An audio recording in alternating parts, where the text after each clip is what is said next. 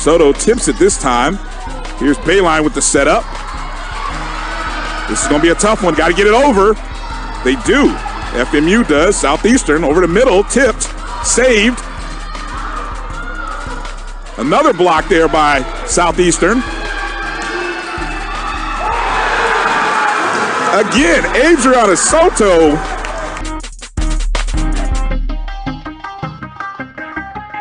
In the hands of TJ Jones, right down the middle of the lane, off the lane, he gets it. TJ Jones makes that, and we had a quick timeout. Yes. We'll see what happens. Williams has it. Are they going to foul him? Oh, he kicked off his foot. He lost the ball, and that's going to do it. Xavier, the Gold Rush.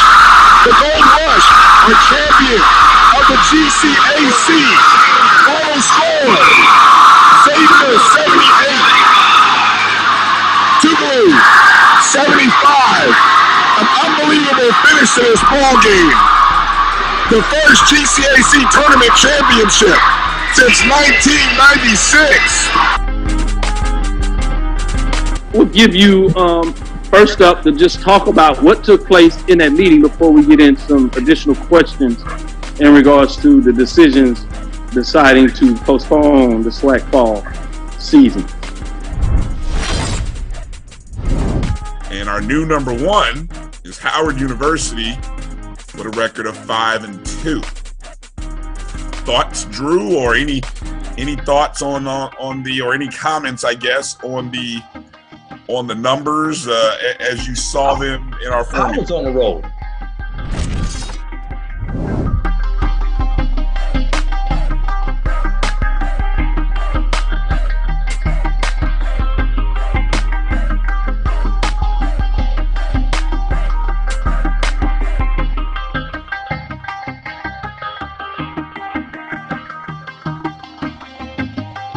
Thank you guys for what you do for HBCU athletics. This is a fantastic avenue for all of us. This is our ESPN, so we love what you guys do. Brian, AD, Roy, all you guys at BCSN. We really appreciate what it is that you guys do for us.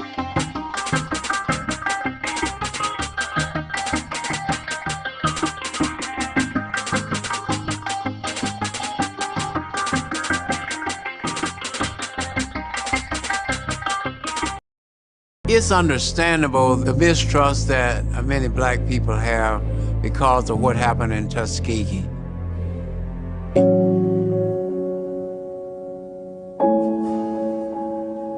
I made a statement and I took this as my platform. Elect me mayor of Tuskegee, Alabama, and never again will we allow the federal government, the state government, or any other governmental body to come into Tuskegee, Alabama and take advantage of our people. That was my platform, and I meant it.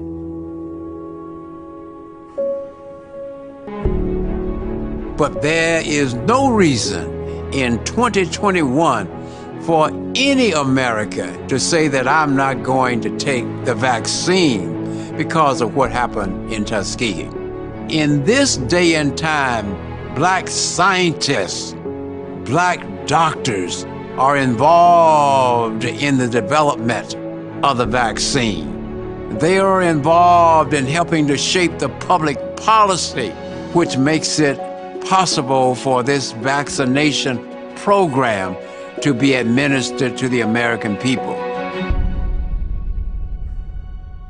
John Lewis talked about good trouble, fighting racism, fighting hunger, fighting inadequate health care, fighting COVID. It's a war, and you have to fight it just like you would fight any other war.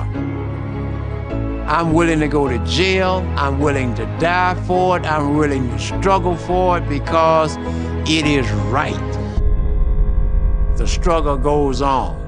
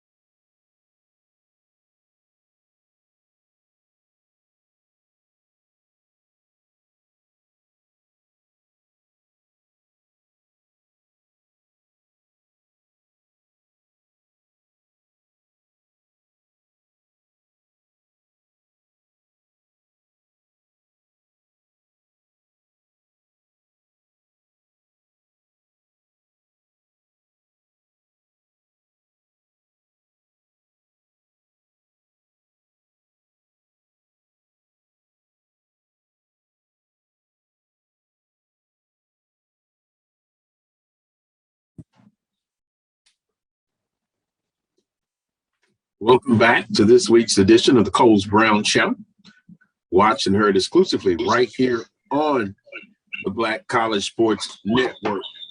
Now I'm going to visit with BJ Jones of the BJ Jones Show. BJ, good morning to you. Good morning, Carlos, man. How's it going? It's going fine here. We're almost ready, 2 weeks out for week 0 of college football. So it's getting closer, sir. Oh, yeah, man. Had a scrimmage last night. Got a chance to really see some of our young guys and kind of how they compete. Was really pleased by that. We lost the scrimmage, but, we played up to a 6A team. We're 4A. So 9-point loss, can't really say anything bad about that. But we crank it up, man.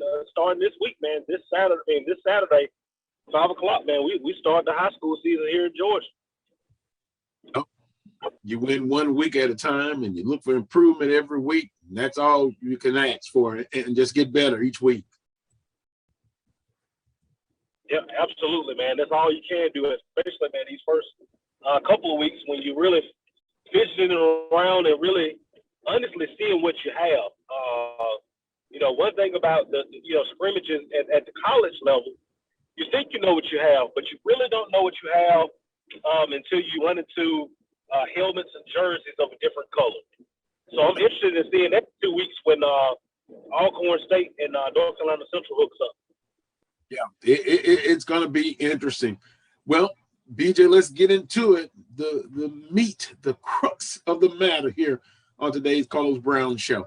The sleeper teams, according to BJ Jones in the Southwestern Athletic Conference. Arkansas Pine Bluff. We talked about this at Media Day, where they were predicted to finish in the West. I think people really overreacted to some of the talent that they lost and completely forgot about the talent that they have remaining, and that's back. Jalen Digby is still on that football team. Tyrell is still on that football team. The quarterback is back. They picked up a all-conference running back from UCA. That's going to be a dangerous football team. And I don't think that they're the 4th team in the West. So Arkansas Pine Bluff, Prairie View, if you look at the talent they have on that football team, you look at the way they play, particularly defensively during the spring, I think that they have an opportunity to be a surprise team. I would not sleep on Grambling State. And I'm going to throw another one out here, Bethune-Cookman. Bethune-Cookman. I think people have just discounted Bethune-Cookman. And I think you look at what Terry Sims has done with that football team, they're accustomed to finish in the top, 3-4 in the MEAC, and they're usually a bounce away from finishing in the top 2. So I think if I had to go sleeper teams, those are my 4. And definitely, me personally, I believe Bethune-Cookman are very physical in both offensive and defensive line. Of course, their success is duly noted against FAMU in the Florida Classic, but they're going to bring a physicality to the conference, and to me, they are the team to watch. They're my sleeper. And it's interesting what you mentioned and talk about with Arkansas Pine Bluff. We talked about it a couple of weeks ago. Is it disrespect or just the reasoning behind picking them that low, the defending spring champion? So it will be interesting to see if they use that for motivation. I mean, I don't think they have to use it just to play good, productive football, but Pine Bluff, they do have motivation based on the prognosticators and where they have UAPB picked, BJ. Oh, absolutely. And I think for Arkansas Pine Bluff, I think it's all historical. Historically, when you look at Arkansas Pine Bluff, when they've done well, look at the 2006 season, 2012 season. They have that, that good year, and then they kind of fall back, and then it takes them a little while, and then they have a good year, and then they fall back. And that's been the story with Arkansas Pine Bluff historically. I think that what they're set off to prove that this is a different day at UAPB, and that the Golden Lions are here to stay. And if they can get it done this year, I don't think they have to win the division, but compete for it. I think that helps change narrative. But BJ, I guess I'm looking at the word consistency. UAPB has to be consistent. They have to build upon that spring finish. And if they can do that, then they'll be in the conversation of always being near the top, always putting themselves in position to play for a Western Division title and be in that position. So consistency is the word I'm looking for, BJ, with University of Arkansas Pine Bluff. Oh, absolutely. And once you have that consistency, you get that benefit of the doubt. Look at what Grambling's predicted to finish compared to what they actually did in the spring. And people are willing to give Grambling that benefit of the doubt because historically, year after year, they're competing for the Western Division title. They have more SWAC titles than any other program. And I think once you build that cachet, you earn that benefit of the doubt. Yes.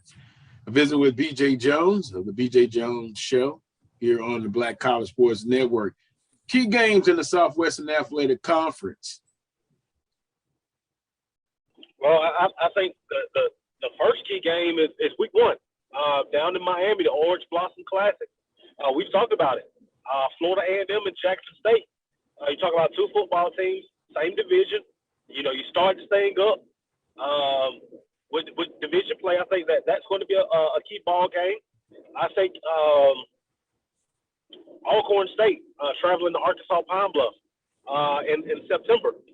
That Thursday nighter. We got a couple of Thursday nighters. That's going to be one. Alabama A&M going to Bethune-Cookman. That's another one.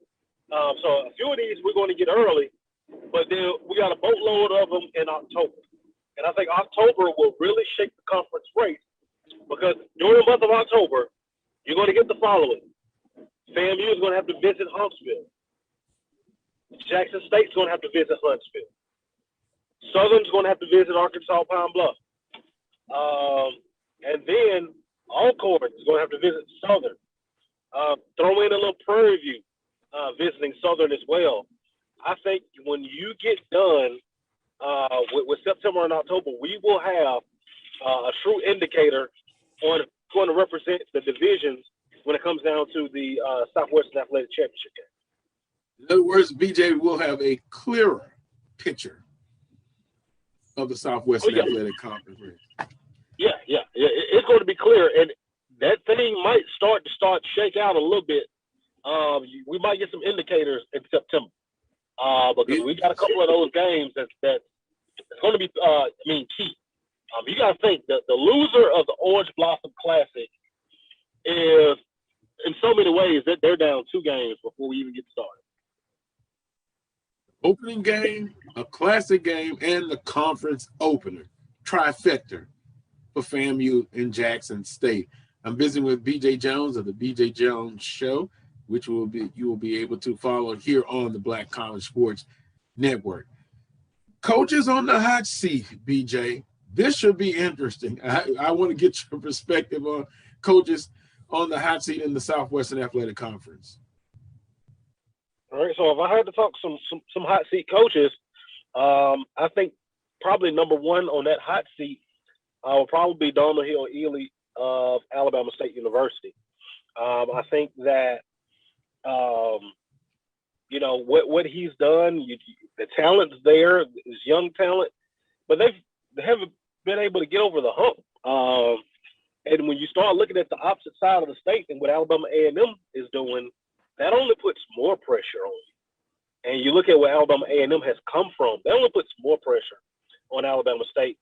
I think Coach Dooley at Prairie View will be under a mountain of pressure. Like I said, talent is there.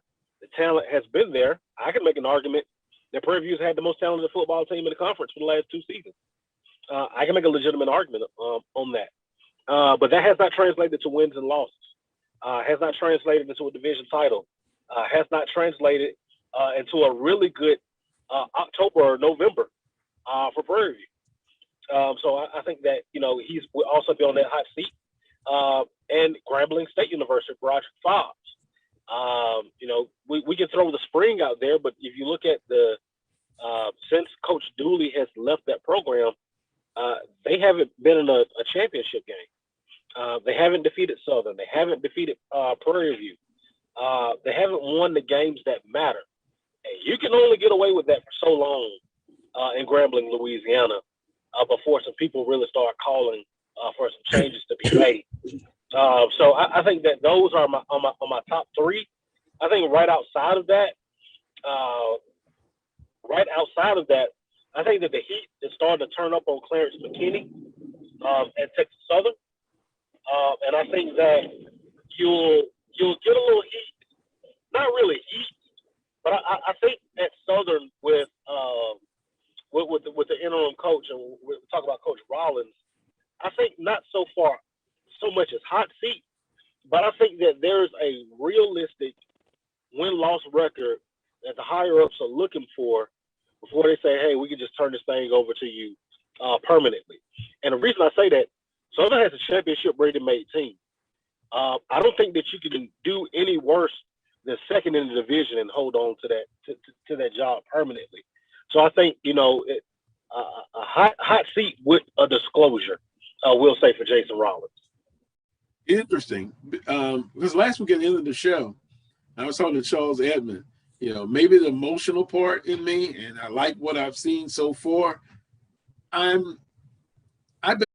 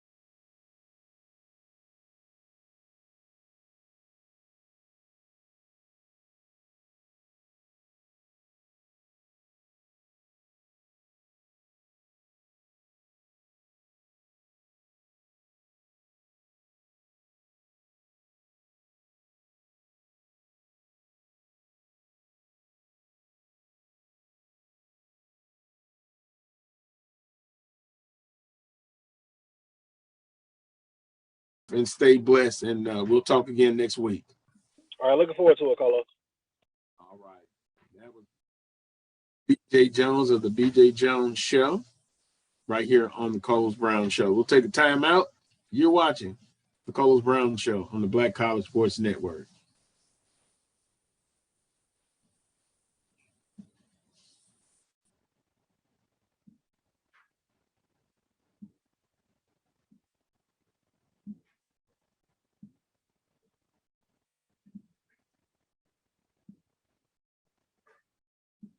We can just have, let's see. Mo. Hey, what's going on, Carlos? All right. AD is he's having problems with his internet. And he's dropped again, but I think he's trying to log in from his phone. Okay. Go off a hotspot. Sorry about that. Yeah, I mean. Hey, man, these things happen. These things happen. I was kind of curious if I was even going to be able to get on earlier today because, so like I live near the airport here in the Madison Huntsville area, and somebody hit one of the main power poles in our community. I get an email this morning, and I will look around. I look around the house, wonder why the AC wasn't on and why a couple other things wasn't on. And then when I look at the email, I'm like, oh yeah, because somebody just did this. Luckily, power was able to get back on about an hour and 15 minutes or so. So yeah, man, I know about those difficulties. Those are things. What's going on, fellas? What's up, baby? Man, frustrated. Hey man, I understand the frustration. Just keep a level head and let's push through. All right, we're not gonna push this one live because we done already went out twice, and I don't want to confuse our listeners any further. So we'll try to record this one and then maybe push this out later today or even tomorrow. Okay, that's cool. All right. Yeah, that's cool, man. No worries. And in a nutshell, if it makes you feel any better, think about it. People are always, thriving to see new content. So this would just be an additional thing to the new content aspect. Yeah. We can call it a Carlos Brown special or something. Yeah, Carlos Brown special, Carlos Brown extra. Yeah, because I think we got 1 hour in. We got the first solid hour in. And when we came back from break, that's when my internet started acting crazy at the house. Yeah. Well, Mo, you know what we're gonna talk about? Alabama and them. Yes, sir. Camp. Are they scrimmaging today? Yeah, they scrimmaged about 9:30 this morning. Should be wrapping up just about now. As a matter of fact, I've got somebody out there in general, but so I don't know exactly what went on with the scrimmage today, but I was out there Thursday for their first day in full gear, and it's quite the sight to see. The defense had the upper hand. Yes, sir. So, yeah. Yes, sir. Because to me, that's what it's about with Alabama and them. Offensively, we know what they can do. Mm-hmm. It's just defensive. From the outside looking in, is probably where they want some improvement at. Agreed. Totally agree. Oh shit! All right. If y'all hear me talking to myself, don't pay no attention to me, fellas. I'm trying. Oh, man, you're good. I mean, I literally got to go back and reset everything.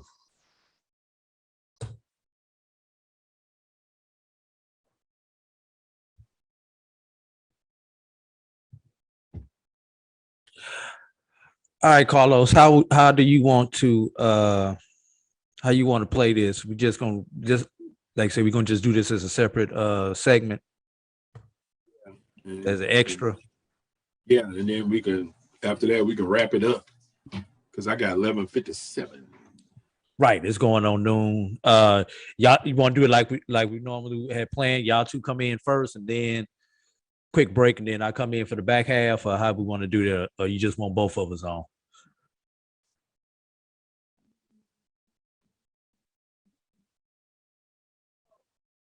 Both? Yeah, Okay. In objection mode? I don't have no objection to it. All right. Actually, having AD on would be great because here's the other thing. AD's got the connection with the Florida schools. They're the new guys to the East. Well, we can mention how A&M's on top of the East, but they'll also be, intertwining and changing. And I mean, and you already know my layout. It's like, hey, it's kind of that month of October, how everything's going to play out, which involves those. So yeah, we can definitely. Yeah, that's kind of what BJ said. We will have a clearer picture. In certain instances, you may have a clear East and West champion.